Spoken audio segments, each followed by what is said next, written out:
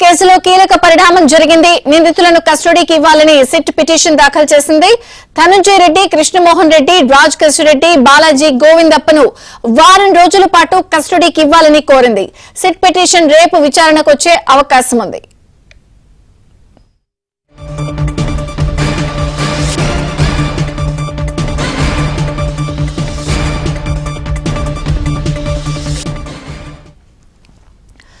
మరోవైపు రాజ్ రెడ్డి వాంగ్మూలం రికార్డ్ చేసేందుకు అనుమతి ఇవ్వాలన్న ఈడీ పిటిషన్ పై విచారణ వాయిదా పడింది.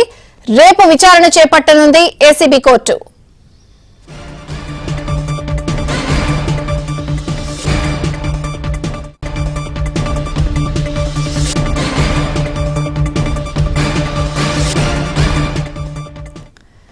ఏపీ మద్యం కేసులో కీలక పరిణామాలు జరిగాయి. నిందితులను కస్టడీకి ఇవ్వాలని సిట్ పిటిషన్ దాఖలు చేసింది. అలాగే ధనంజయ్ రెడ్డి, కృష్ణమోహన్ రెడ్డి, రాజ్ రెడ్డి, బాలాజీ గోవిందప్పను వారం రోజుల పాటు కస్టడీకి ఇవ్వాలని కోరింది. పూర్తి వివరాలు ఏపీ బ్యూరో చీఫ్ రామారావు అడిగి తెలుసుకుందాం. రామారావు. విజయచంద్రిక మద్యం కేసులో కీలక నిందితులు నలుగురిని తమ కస్టడీకి ఇవ్వాలి అని చెప్పి సిట్ ఈ రోజు విజయవాడ కోర్టులో పిటిషన్ దాఖలు చేసింది.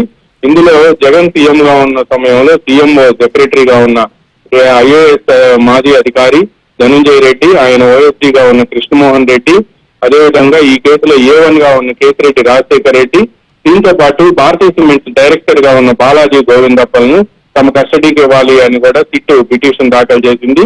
వీరి నలుగురిని కూడా వారం రోజుల పాటు తమ కస్టడీకి ఇస్తే వీరి నలుగురిని కలిపి విచారించాల్సిన అవసరం ఉంది అని చెప్పి కూడా సిట్ బృందం పేర్కొంది. మద్యం ముడుపులు కమిషన్ల వ్యవహారంలో వీరి నలుగురికి తెలిసి కొన్ని విషయాలు జరిగాయని, అందువల్ల నలుగురిని కలిపి విచారించాల్సిన అవసరం ఉంది అని కూడా పేర్కొంది.